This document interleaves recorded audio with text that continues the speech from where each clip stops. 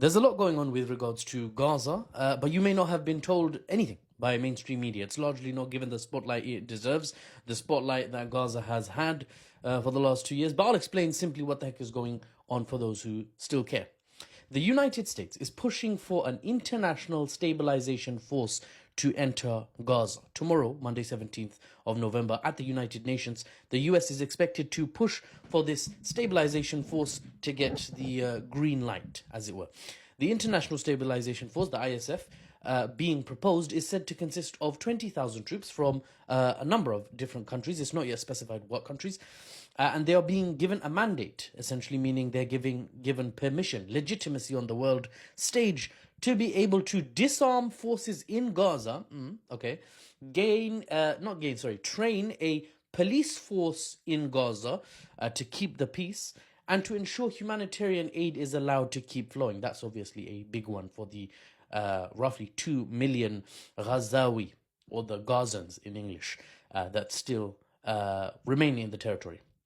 Now, what do the two sides on the actual ground have to say? Because America is thousands of miles away. Well, let's talk about the Palestinians and let's talk about the Israelis. The Palestinian Resistance forces rejected the plan already, right? They said this is just another way to continue the occupation, but under a different name. It's like failing a business and then rebranding and then coming back out. And we smell that. We don't like it, okay? We don't like how that smells. They said, the Palestinian Resistance Forces, they said this is about keeping Gaza under foreign trusteeship, as if the Palestinians cannot govern themselves. They need to flip in Donald Trump and Tony Blair to be on the board of peace, dealing with how to obtain and then maintain peace. We can't do it. We're flipping Arabs, right? We're Arabs, right? How can we maintain the peace without some Westerner sitting above us, telling us what to do and what not to do? We're just too irresponsible, man. Right? That's the framing. That's the framing and the rejection from the Palestinian side. I'm not saying I agree with that or disagree with it. I'm just telling you how it's currently being framed and why it's being rejected. No tea. Anyway. Someone should send memos to the relevant individuals, I think. Relevant nation states, potentially. That it's no longer the 19th or 20th century. European colonialism is over. Why are you trying to bring it back? This is not the Vine app, which I hear is now going to be called Divine, and it's coming back, whatever. So that's the Palestinian side, right? No thanks, we don't need Westerners taking care of us, we can do it ourselves, #native rule. And they just rejected it. The other side, the Israeli side, for them the US plan is actually not the best, right? It's too extreme for the Israelis. Hear me out. Israel is reportedly scrambling to get the US plan amended, because currently it mentions a credible path towards Palestinian statehood. It doesn't even say we're giving you statehood. It doesn't even say America recognizes Palestinian statehood. It says we think the conditions may be suitable, potentially, for a credible path towards one-day statehood in the future, if my crystal ball says it. It's like so many if, but, can, maybe, possibly.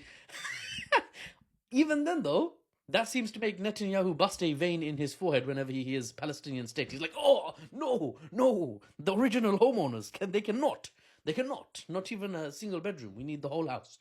Don't take my word for it, by the way. This is not me, spinning the other way from the Western spin. No, in the last 48 hours, the Israeli state has stated, Netanyahu has stated, either he himself or a member of his cabinet, that the emergence of a Palestinian state is not on the table. We will actively fight against that. Also, they categorically mentioned a second thing. They said, we will not allow the Turkish state, we won't allow Turkish troops to be part of the International Stabilization Force, the ISF. Why? Because Turks come from Turkey and Israel is scared, admittedly. Guys, how are we going to defend ourselves against the hospitals and the schools in Gaza in the future when the media has moved on from Gaza and we can get back in there, mow the grass as we have mentioned in the past doing? We've described attacking Gaza as mowing the grass, as inhumane as that might sound. That's what the Israelis have described it as. How are we going to do that if there's Turks there? We can't hit Turkish troops, bruv. That's a nation that can hit back. Do you know how bullies work? We can't do that. Can we get someone like Jordan? Heck, I'll even take Egypt.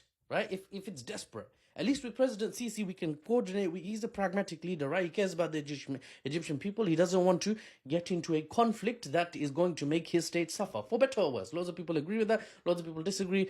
But Erdogan mess with his soldiers. He'll make Dirilis, Ertugrul his mandatory viewing. And then his charged young populace will be tripping over each other, trained to Busan zombie style, just to get a chance to avenge the Palestinians we spent 2 years defending ourselves against. We can't have that. We can't have Turkish troops in the ISF in Gaza. They will never leave then, unless there's a recognized Palestinian state one day. That's the worst case scenario for us. By the way, off topic. This is where I would look at another camera and talk if I had another camera. And if I had editing budget. I'm working on it. Inshallah. By the way, I want to point out here, I've made videos in the past talking about how Turkish troops in Gaza, as part of any stabilization force, it could be called whatever, peacekeepers, right? Charlie's Angels, call them whatever you want, right? Turkish troops, big fat no-no for Israel. And if Turkish troops do end up being there, you'll know that diplomatically Turkey has won. And diplomatically, Israel has lost this one. They're like, we had to make the most devastating compromise. They had to. We'll see how it turns out. I made videos. Look back in the playlist, whatever. Playlist is probably called Israeli Geopolitics or Israel in Palestine or something like that. Look at. I've made videos on this. So yeah, the Israeli perspective is, nah, bruh, not Turkish troops. They were not promised to us several thousand years ago as part of the international stabilization force. Not having it. That's the news. Also the analysis.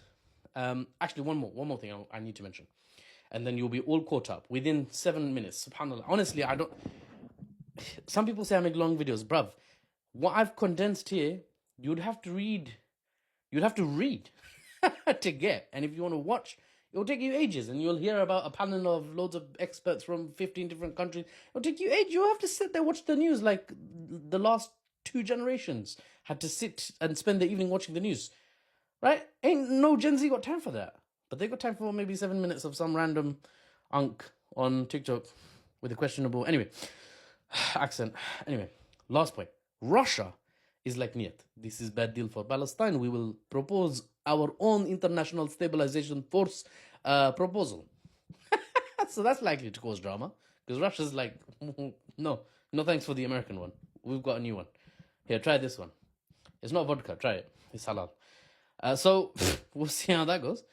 And so Palestinian Resistance forces directly rejected it, appealed to Algeria to take a strong stance, in words at least, not in deeds, at the UN.